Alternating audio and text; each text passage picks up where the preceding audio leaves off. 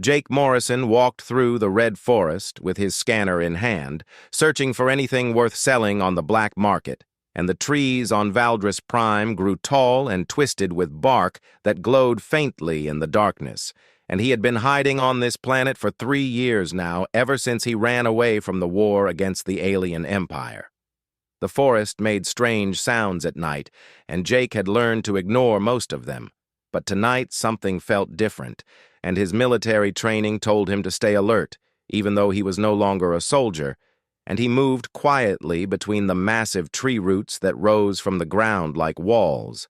Then he heard it, and the sound was so soft he almost missed it, and it was the cry of something small and helpless, and Jake stopped walking and listened harder, and the crying came from a hollow beneath an ancient tree, and he approached carefully with his hand on his weapon.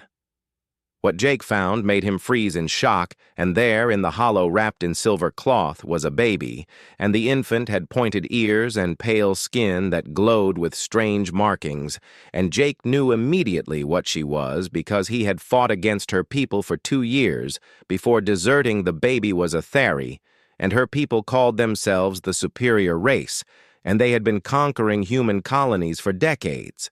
And Jake had seen what they could do with their telepathic powers and how they considered humans to be nothing more than animals. And yet here was one of their children abandoned in the wilderness. Jake knelt down and picked up the infant carefully, and she was so light in his arms, and when he looked at her face, he noticed something that made his chest tighten. And the baby had milky white eyes that did not focus on anything, and she was blind. He understood then why she had been left here to die, and the Athari believed in genetic perfection, and anyone born with defects was considered cursed, and they left such children in the forests as tradition demanded, and this tiny being had been sentenced to death simply for being born different. Jake looked around at the dark forest, and he knew that predators would find her soon, and the baby would not last the night alone, and he should walk away, because this was not his problem, and her people were his enemies, and they would kill him without hesitation if they found him. But as the infant grabbed his finger with her tiny hand, something inside him broke. He could not leave her here, and Jake had done many things he regretted during the war, and he had followed orders that haunted his dreams, and maybe this was his chance to do something right for once, and he wrapped the baby more tightly in her silver cloth, and began the long walk back to his hidden camp. The journey took hours, and Jake kept expecting Athari soldiers to appear and take the child from him. But the forest remained quiet, except for the usual night sounds, and the baby stopped crying and seemed to relax against his chest, and her silver markings pulsed with a soft glow that lit their path. When Jake reached his camp, he realized he had no idea how to care for an infant, and he had medical supplies from his military days and some basic equipment, but nothing for a baby, and he laid her down on his bedroll, and she made small sounds that tugged at something deep in his heart.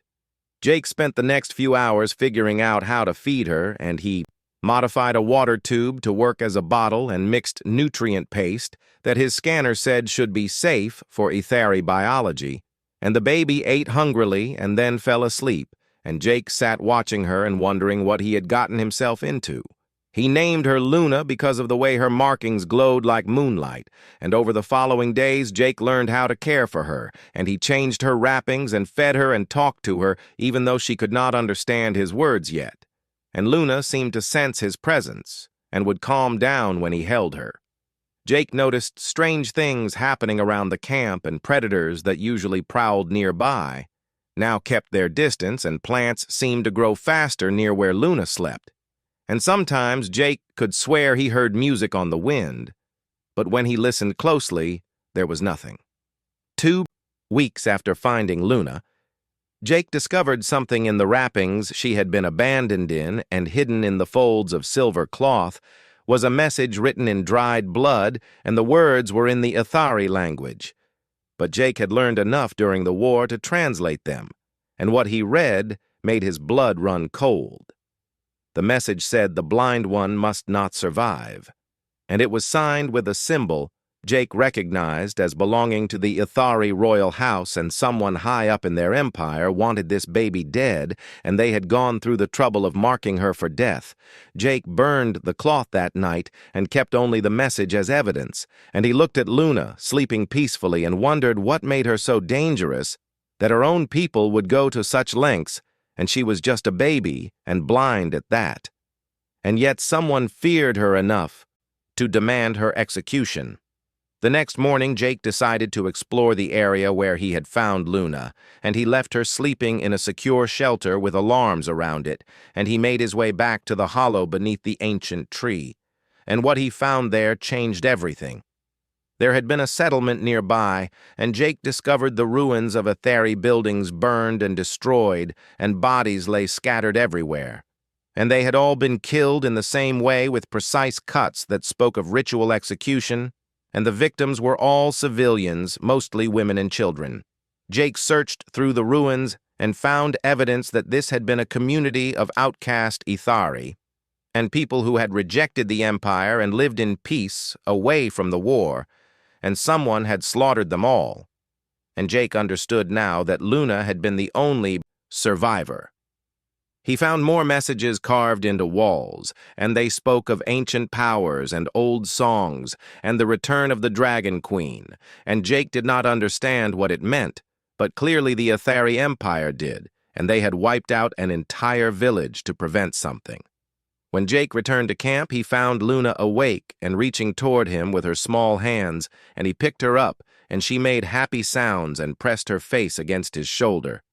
And in that moment, Jake made a decision. He would raise this child and keep her safe from those who wanted her dead, and he did not care that she was Ithari or that her people were his enemies, and Luna was innocent, and she deserved a chance to live, and maybe together they could survive on this strange planet. Jake began modifying his equipment, and he used his knowledge of military technology to create something that would help Luna, and he built a neural interface that connected to the implant all soldiers had, and through this device, Jake could share his sensory input with her. When he activated the interface for the first time, Luna gasped, and though she could not see with her own eyes, she could now perceive the world through Jake, and she could sense colors and shapes and movement through their connection, and her joy was so pure that Jake found himself smiling for the first time in years.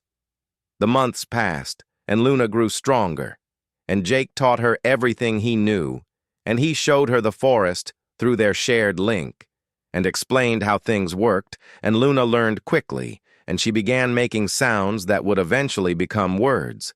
But Jake noticed something else happening, and Luna had abilities that even normal Ithari did not possess, and she could sense living things around her and predict when storms were coming.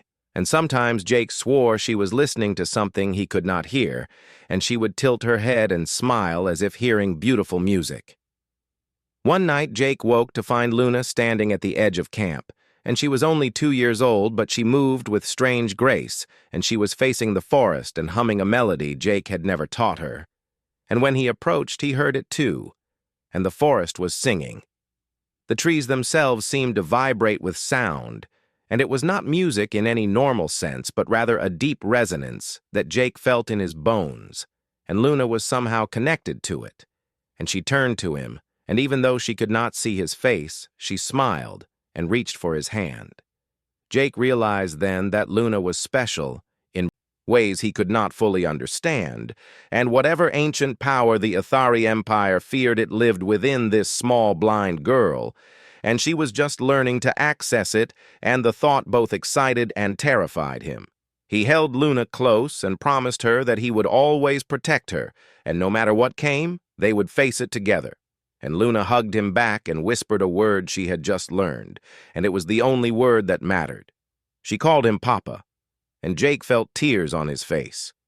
And for the first time since the war, he felt like he had a purpose, and he would raise this alien child and teach her to be strong, and maybe together they would find a way to survive in a galaxy that wanted her dead. The forest continued its strange song, and Luna fell asleep in his arms, and Jake carried her back to their shelter, and he did not know what the future held. but he knew one thing with absolute certainty, and he would die before he let anyone hurt his daughter. Far above in orbit, a ship detected the energy signature from the forest, and data was transmitted across space to the Athari Empire. And in a throne room made of crystal, an emperor received the news, and his face twisted with rage. The blind one still lived.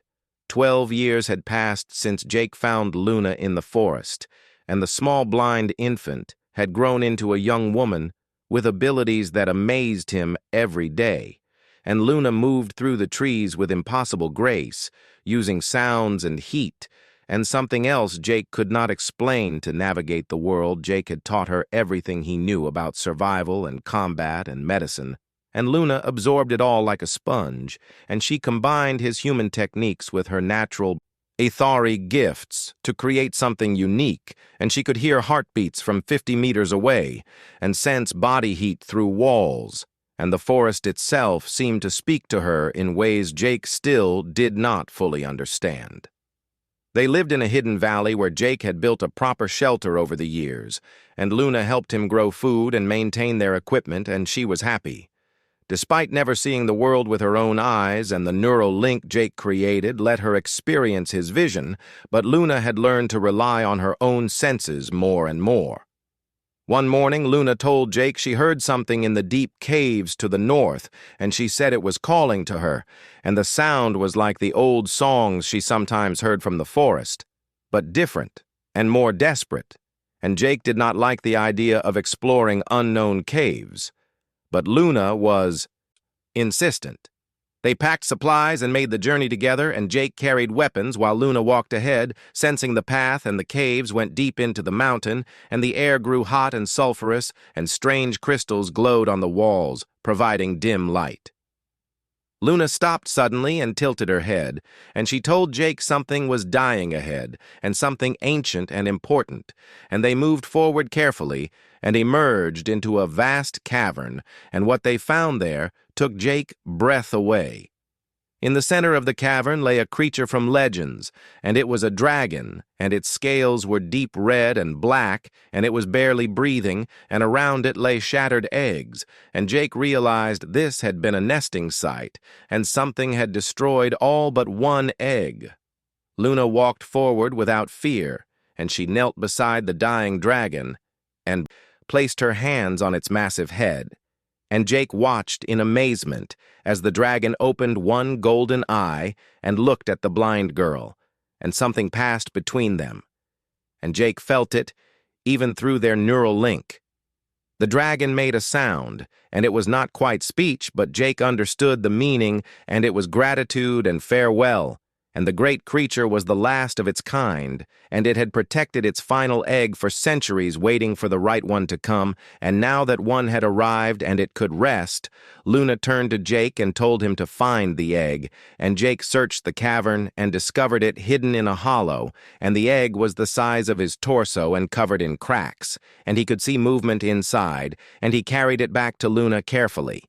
The mother dragon breathed on the egg, and fire erupted from her mouth and covered the shell, and Jake jumped back. But Luna remained calm, and the flames did not burn them, and instead they seemed to strengthen the egg, and the cracks spread faster. Then the mother dragon closed her eye, and her breathing stopped, and she died with her head resting near Luna. And the blind girl said a soft goodbye in the Athari language, and she thanked the dragon for her sacrifice.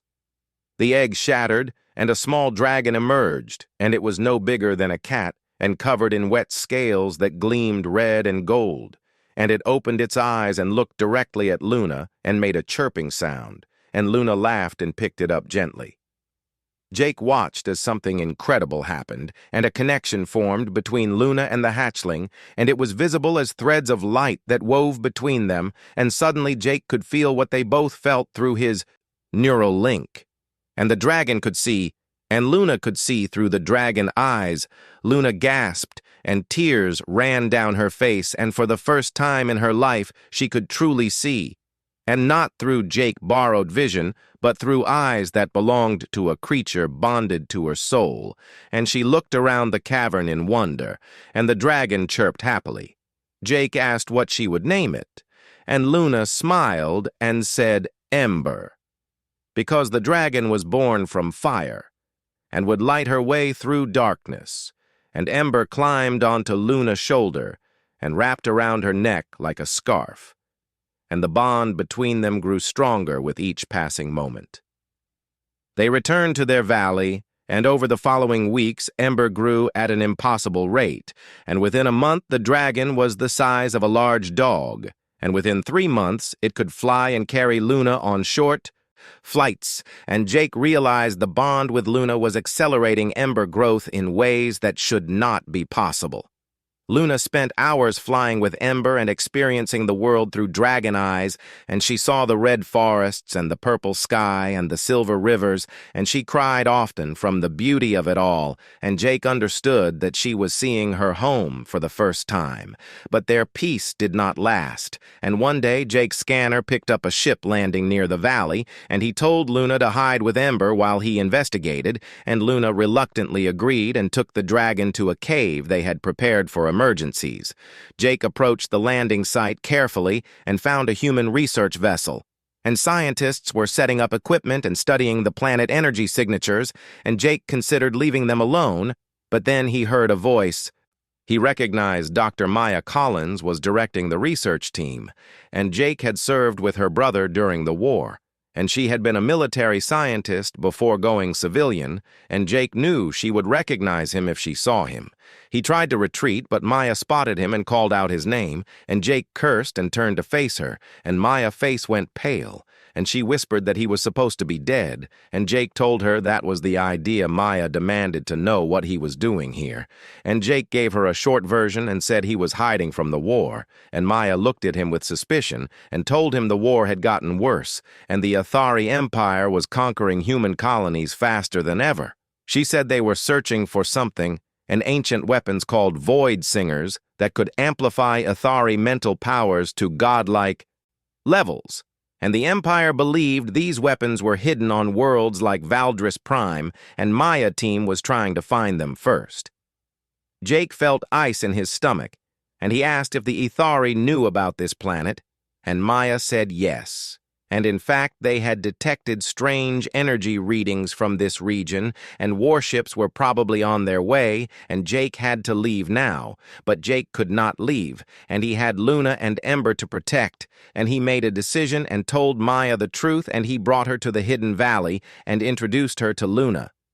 Maya was shocked, and she recognized Luna as Ithari, despite being blind, and when she saw Ember, she nearly fainted, and she said dragons were supposed to be extinct, and they had been the ancient enemies of the Ithari Empire, and no one had seen one in 1,000 years. Luna showed Maya her abilities, and demonstrated the bond with Ember, and Maya scanned them both with her equipment, and her eyes grew wider, and she told Jake that Luna was not just any Ithari, and the genetic markers in her blood were ancient, and she carried the bloodline of the original inhabitants of this world. The people who came before the Athari Empire, and the ones who bonded with dragons, and the civilization that the Empire had wiped out, and Luna was their descendant. And that was why she had been ordered killed, and the Empire feared her potential. Jake asked what they should do, and Maya said they had to leave the planet immediately, and the Athari would send their best hunters once they confirmed the energy readings, and Luna would not survive against trained warriors. But Luna spoke up and said no, and she had heard the old songs all her life, and now she understood what they were. And they were the voices of her ancestors, and they were telling her to stay and to fight and to reclaim what was stolen. Ember roared, and fire erupted from the dragon mouth, and the creature had grown large enough to be dangerous, and the bond with Luna made it stronger, and Maya said this was insane, and they were just one human, one blind alien girl, and one dragon against an empire. Jake looked at Luna and saw determination in her face, and he remembered the baby he had found in the forest and how far she had come, and he made his choice and told Maya they were staying, and if she wanted to help she was welcome, but if not, she should leave. Maya was quiet for a long moment, and then she smiled and said her brother had always told her Jake was the most stubborn man he ever met, and she would help, but they needed a plan. That night, they sat around a fire and discussed options, and Maya explained that the Void Singers were ancient artifacts, and the dragons had been created to fight them, and that was why the Athari Empire had hunted dragons to extinction.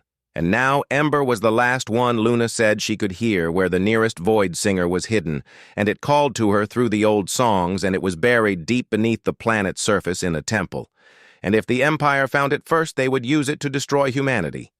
Jake said then they would get to it first and destroy it, and Maya agreed, and they began planning their assault. And Ember curled protectively around Luna, and the dragon eyes glowed with intelligence beyond its age. Far above the planet, an Athari warship dropped out of faster-than-light travel, and the commander received orders directly from the Emperor, and the Blind One had been found, and she must be eliminated at all costs, and the dragon with her was an abomination that should not exist. The commander assembled his best warriors, and they were called Silencers, and they could kill with telepathic power alone, and they had never failed a mission, and they prepared to descend to the surface. Luna looked up at the stars, and even though she could not see them with her own eyes, Ember showed her, and she knew they were coming, and she was not afraid anymore, and she had Jake, and she had Ember, and she had a purpose. The war was coming to them. The Athari Empire launched its full assault on human space, and within days, 12 colonies went silent, and their telepathic warriors overwhelmed human defenses, and ships burned in orbit while cities below were conquered, and the Empire was searching for something, and they interrogated prisoners about ancient sites and hidden temples. Jake watched the news feeds that Maya had brought, and his face was grim, and he had fought in this war before, and seeing it explode again made old wounds ache, and Luna sat beside him listening to the reports, and Ember rested at her feet, now grown to the size of a horse. Maya worked constantly with her equipment, and she mapped the location Luna had described, and the temple was deep underground and protected by natural barriers and old technology that still functioned after millennia, and getting there would be dangerous even without Athari hunters pursuing them.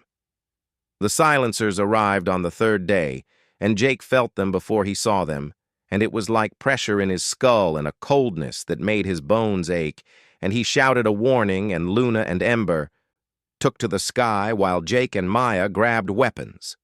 5 Athari warriors emerged from the forest, and they wore armor that seemed to absorb light, and their eyes glowed with purple energy, and they did not speak, and instead their voices appeared directly in Jake, mind telling him to surrender the abomination. Jake fired his rifle, and the first Silencer raised a hand, and the bullets stopped in midair and fell harmlessly to the ground, and the warrior smiled and sent a telepathic blast that felt like knives in Jake's brain, and he fell to his knees, screaming. Then Ember dove from above, and dragonfire engulfed 2 of the Silencers, and their shields protected them. But the flames were hot enough to crack the barriers, and the warriors scattered, and Luna landed beside Jake and placed her hands on his head and somehow pushed the telepathic attack away. The battle was brutal, and the Silencers were trained killers, and they moved with inhuman speed, and their mental attacks were devastating, but Luna could sense them coming and warned Jake, and Maya and Ember fire kept them at a distance. One Silencer got close to Maya and reached for her mind, but Luna appeared between them, and when the warrior tried to attack her telepathically, something unexpected happened, and Luna's mind was different, and the old songs that filled her consciousness created a barrier the Silencer could not penetrate.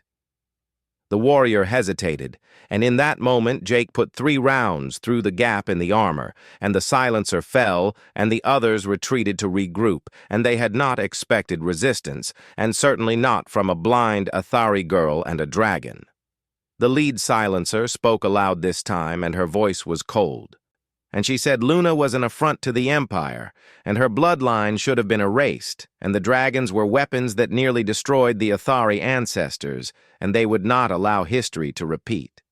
Luna stood tall and responded in the Ithari language, and she said her ancestors had lived in peace until the Empire came and conquered their world and slaughtered their civilization, and the dragons had been guardians, not weapons, and the Empire lied about everything.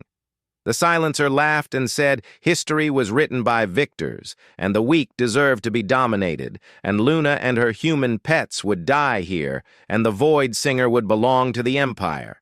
But before the battle could resume, a new ship appeared in the sky, and it was not Etheri design, and it was not human either, and Maya scans showed it was a rebel vessel, and Etheri who rejected the Empire, and when it landed, a warrior named Claire emerged.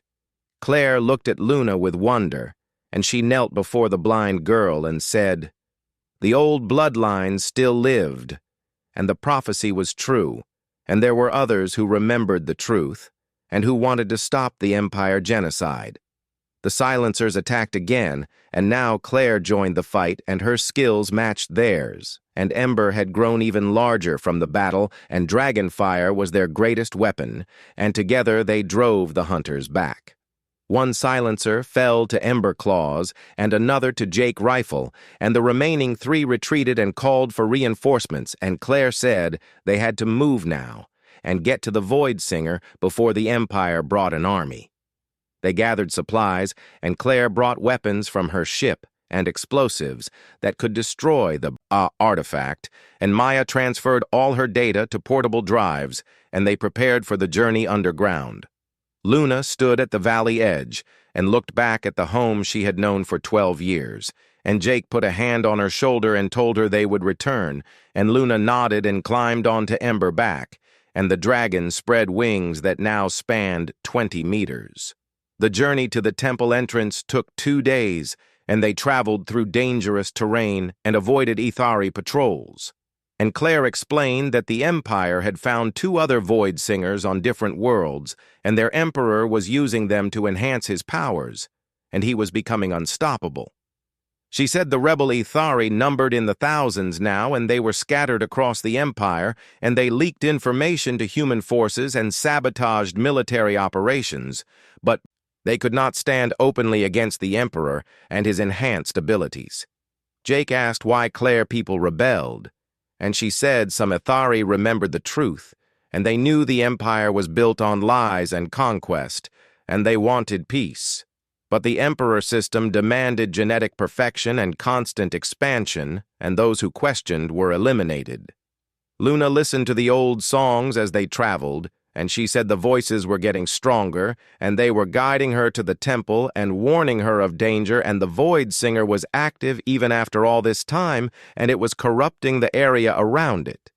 They reached the temple entrance, and it was a massive stone doorway carved into a cliff face and covered in symbols that Luna could read through Ember eyes, and she translated them for the others, and they spoke of the Dragon Queen, final stand, and how she sealed the weapon to protect future generations. Inside the temple, the air was thick with energy, and strange lights flickered on the walls, and the architecture was beautiful and alien and showed a civilization of grace and power. And Jake wondered what the galaxy would be like if they had survived instead of being conquered. They encountered traps and security systems, and some still worked after 1,000 years, and Maya technical skills helped them bypass most. But Claire had to use her telepathic powers to disable others, and Luna connection to the old songs guided them deeper.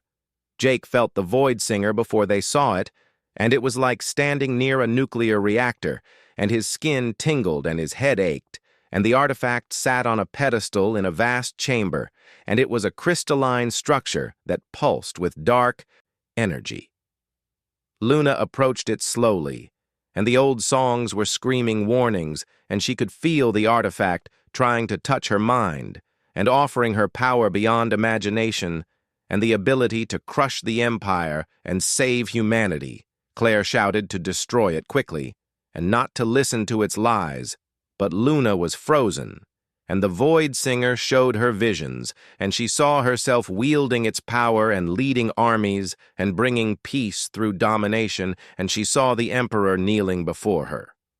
Jake called her name and ran forward and grabbed her hand, and the neural link between them flared to life, and suddenly Luna could feel his thoughts and his love for her and his absolute faith that she was stronger than the artifact. Luna pulled away from the Void Singer influence and nodded to Claire, and the rebel warrior placed the explosives while Maya set the timer, and Ember growled at the artifact and prepared to bathe it in flame.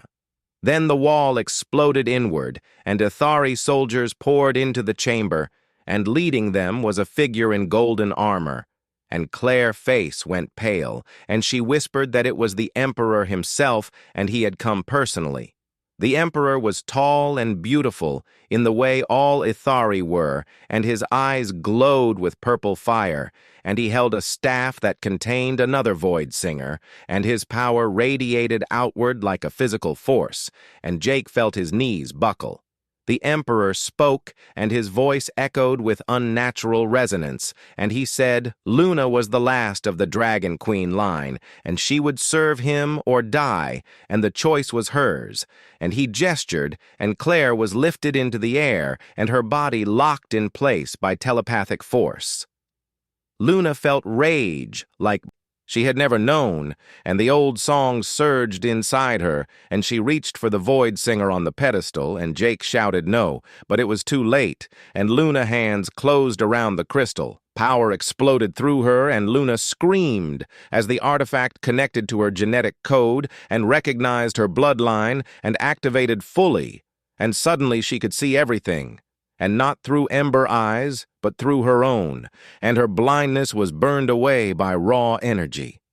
Luna turned to face the Emperor, and her eyes blazed with silver light, and the old songs filled the chamber, and the temple itself responded to her presence, and ancient defenses activated, and warrior statues began to move. The Emperor smiled and said good, and now she understood power, and together they could rule the galaxy and rebuild the dragon civilization under their control, and Luna would be his queen. But Luna looked at Jake and saw the fear in his eyes, and not fear of the Emperor, but fear of what she might become, and she remembered every moment they had shared and every lesson he taught her, and she knew what she had to do.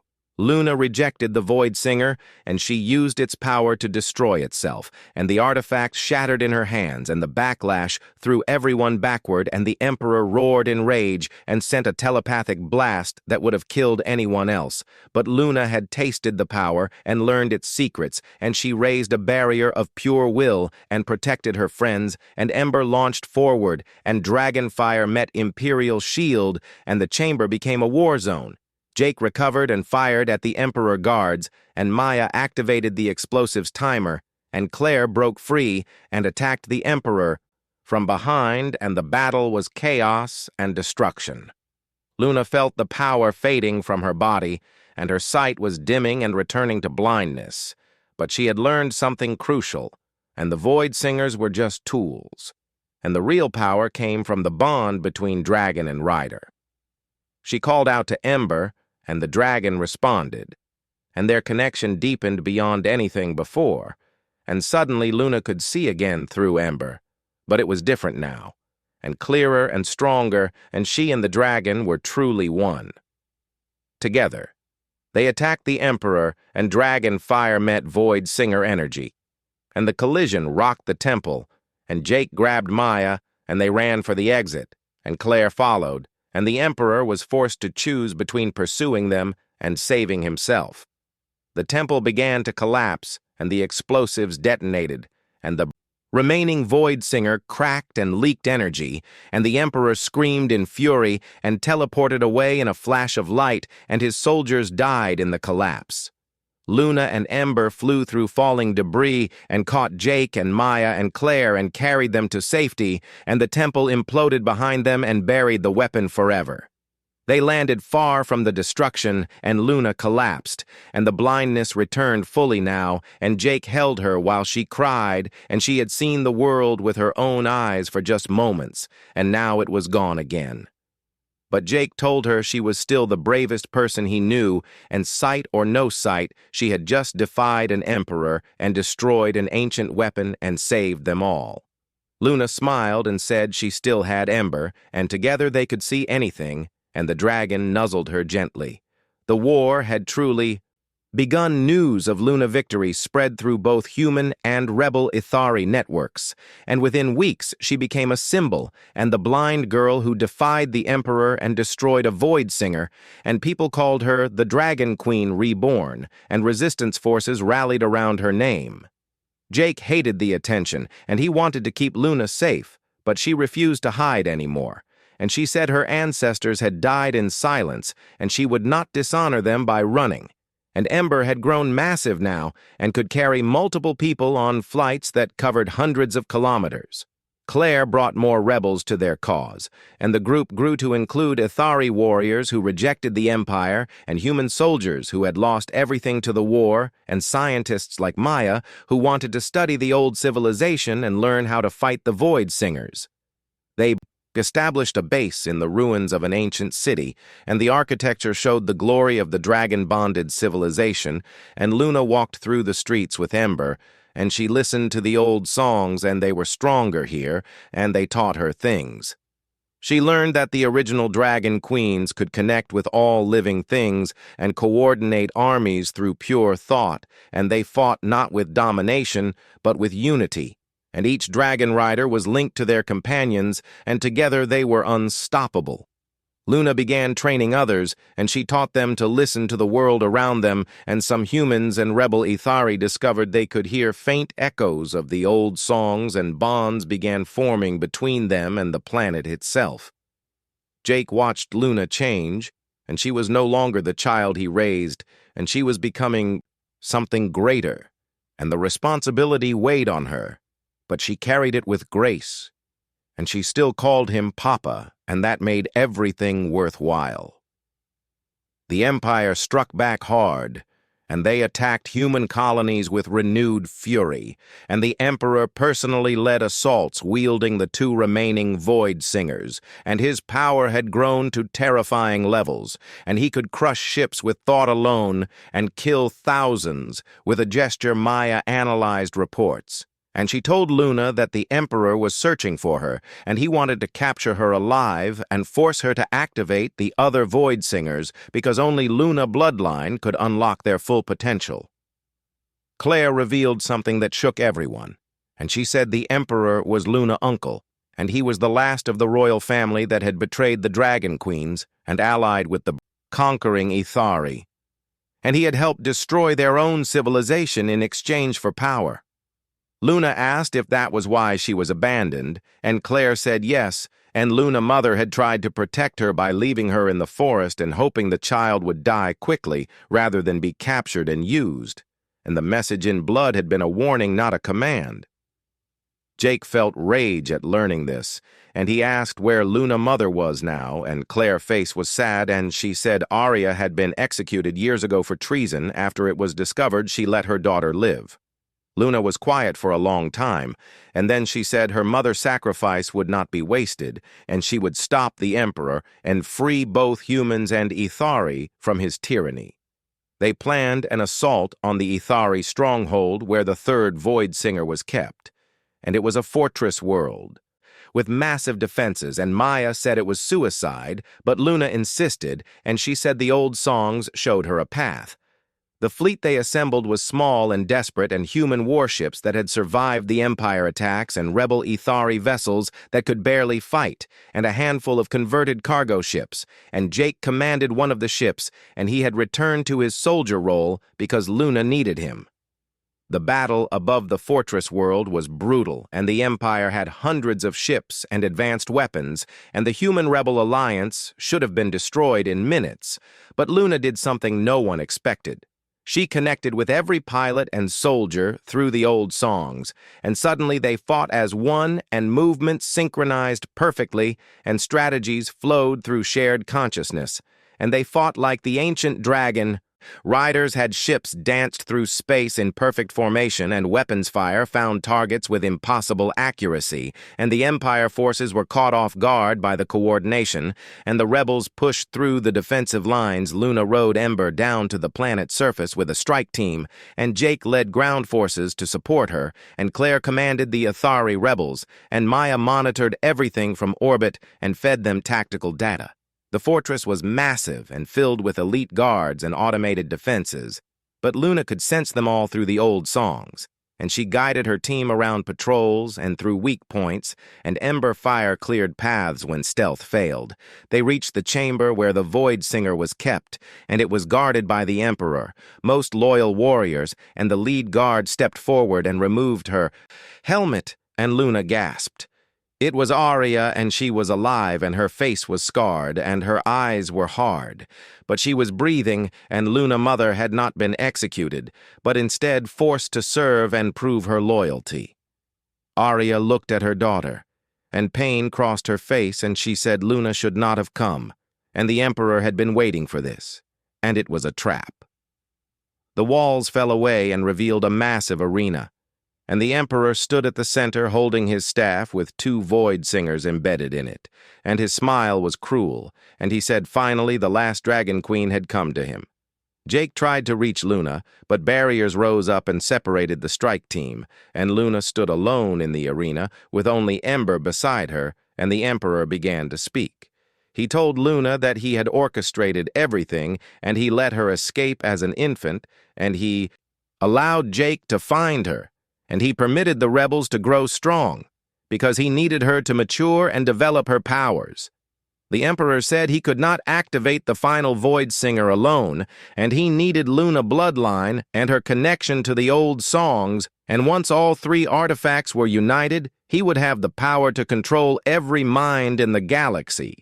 Luna refused and said she would die first, and the Emperor laughed and gestured to Arya and said he would kill her mother slowly unless Luna cooperated, and then he would kill Jake and Claire and Maya and everyone she loved.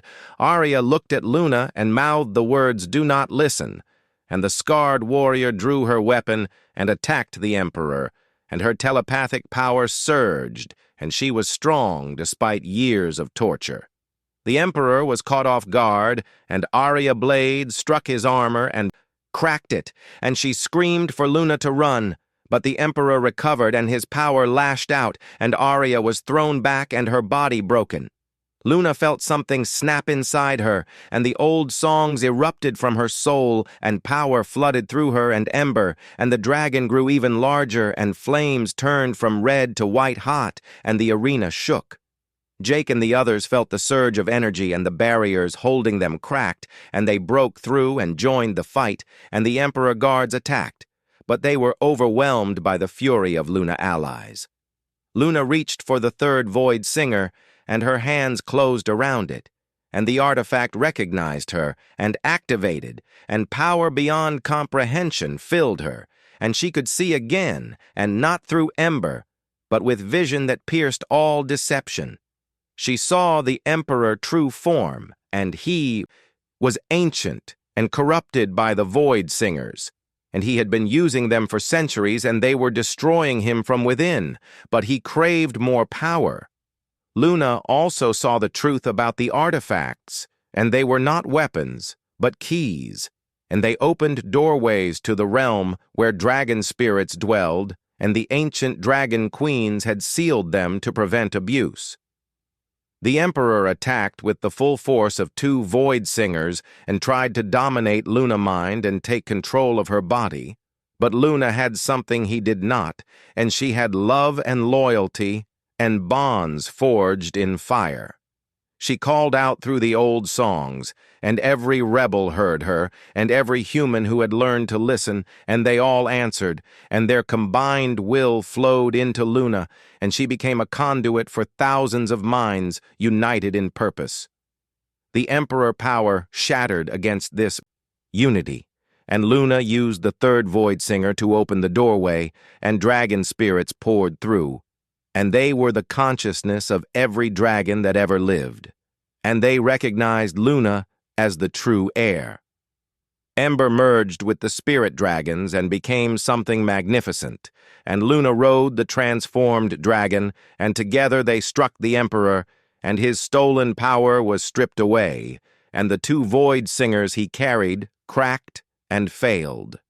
The Emperor fell, and he was just an old Aethari now, and powerless and afraid, and he begged for mercy. But Claire stepped forward and said he would face justice for his crimes. Jake ran to Luna, and she collapsed into his arms, and the blindness returned as she released the third Void Singer, and Maya quickly placed charges to destroy it. Arya crawled toward them, and her wounds were fatal, and Luna held her mother for the first time in her life, and Arya smiled and said she was proud and she had always loved her daughter.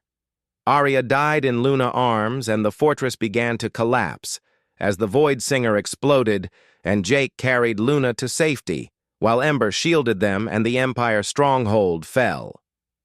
The battle was won, but the cost was high, and as they escaped into orbit, Luna wept for the mother she barely knew, and for all those who died fighting for freedom.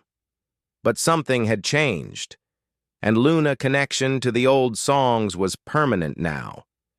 And even without the Void Singer, she could see through the eyes of all living things, and her blindness was no longer a limitation. The Emperor was captured, and the Empire forces began to surrender as news spread of his defeat, and humanity had survived, and the rebels had won.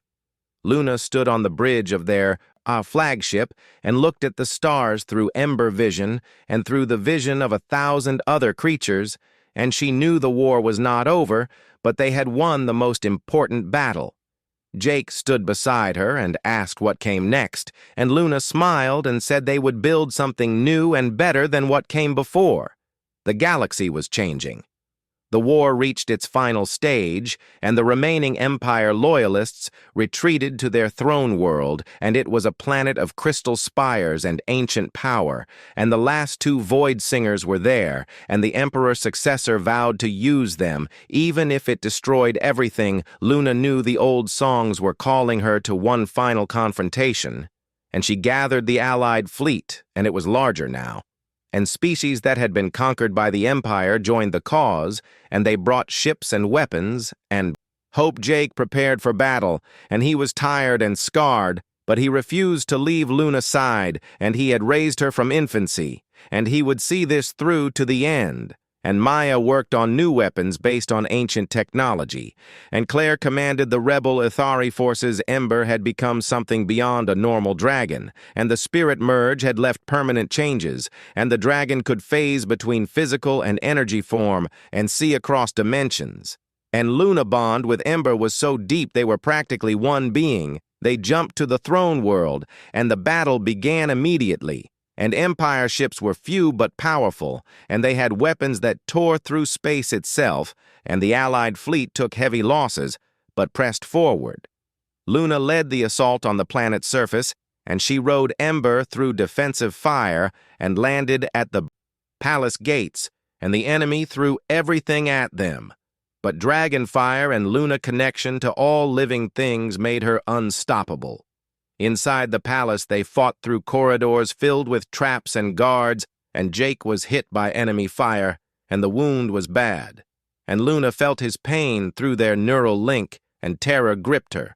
Maya pulled Jake to cover and applied emergency treatment, and told Luna to keep going, and they would catch up.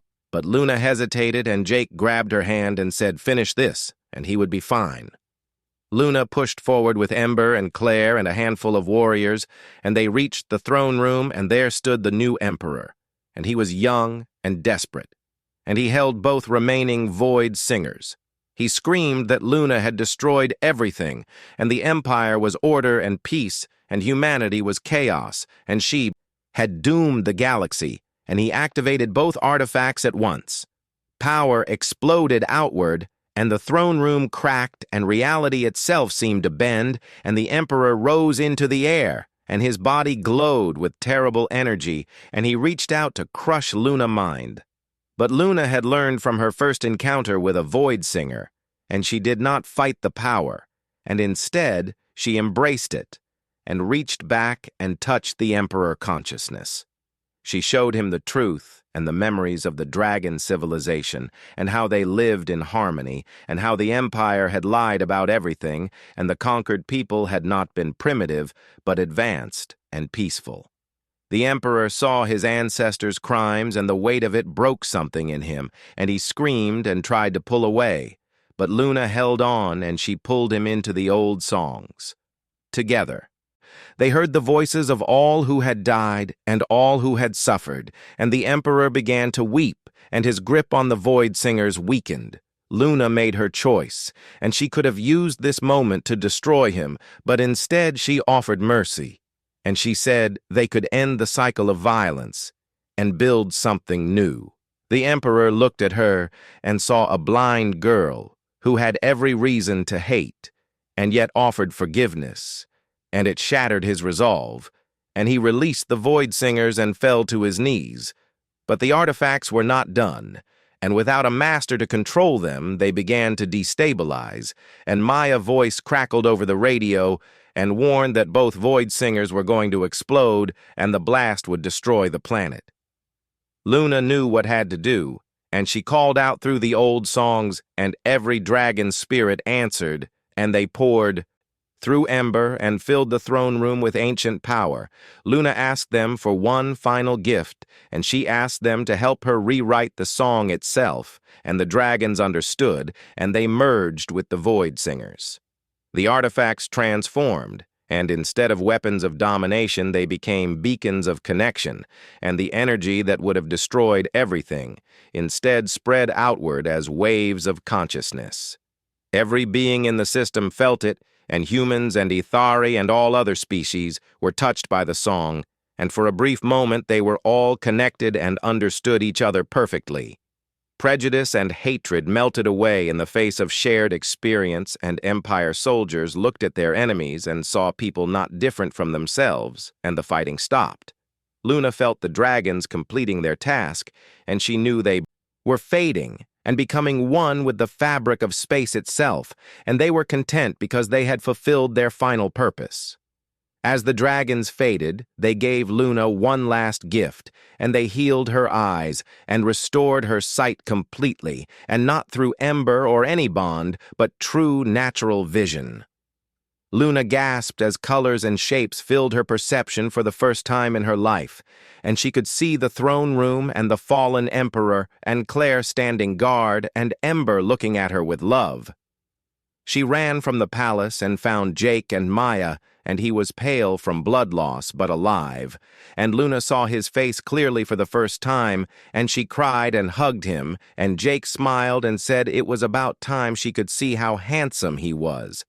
Maya reported that the Void Singers were gone and completely transformed into something harmless, and the Empire fleet was surrendering and the war was over. The throne world became the site of the first peace talks, and species from across the region gathered, and Luna stood before them and spoke about her vision for the future. She said the Empire was finished, but the Ithari people were not, and they deserved a chance to choose their own path, and humanity had proven strong enough to defend itself, and now they could build together instead of fighting.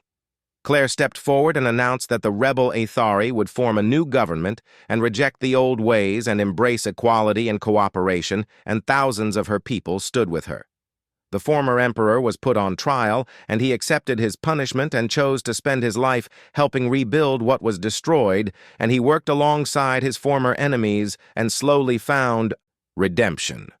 Maya established research centers where humans and Ithari studied the old civilization together and learned from their history, and Ember became a symbol of unity, and the dragon traveled between worlds, spreading hope. Jake finally retired from fighting, and he and Luna returned to Valdris Prime and the Red Forest, where it all began, and they built a home there, and Luna created a sanctuary for those who had nowhere else to go. She walked through the forest she had known as a child and saw it with her own eyes, and the beauty of it was overwhelming, and she visited the hollow where Jake had found her and placed a memorial stone. The inscription read, "This is where a blind infant was abandoned, and where a human showed kindness, and where the future began," and Luna added names of every blind Ithari child who had been left to die, and she vowed it would never happen again. Claire came to visit and brought news that the new Ithari government had abolished the caste system, and genetic discrimination was now illegal, and children born with differences were celebrated, not condemned. Maya discovered that Luna transformation had created a new type of energy, and it could connect minds without domination. and she was working on technology that would let different species communicate directly and build true understanding. Years passed, and Luna became an ambassador and traveled between worlds and helped negotiate treaties and resolve conflicts, and Ember was always at her side, and their bond remained unbreakable. Jake grew older, and his hair turned white and his body slowed, but his spirit remained strong, and he watched Luna with pride, and she still called him Papa, and that never changed.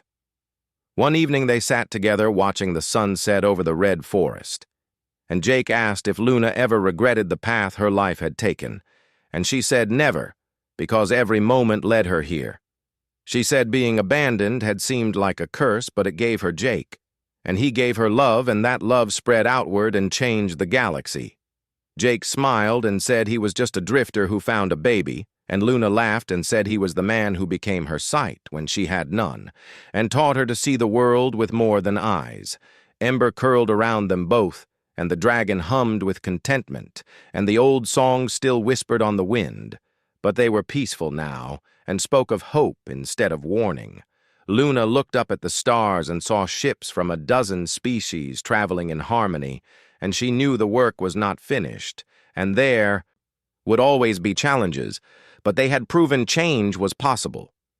She thought about her mother, Arya, who sacrificed everything, and the dragon spirits who gave their existence to save others, and all who died fighting for a better future. Their legacy lived on, and Luna would honor it by continuing to build bridges between people and teaching others to listen to the songs that connected all life. Jake took her hand and said he was proud of her, and Luna smiled and said she learned from the best. The blind alien infant who had been abandoned to die had become the woman who united the galaxy, and she did it not with power or domination, but with compassion and understanding. And it all started with one human who chose kindness over cruelty and love over hate. And that single choice changed everything. The forest sang its ancient songs, and Luna sang with it, and the future stretched before them bright and full of possibility. The war was over, and peace had begun.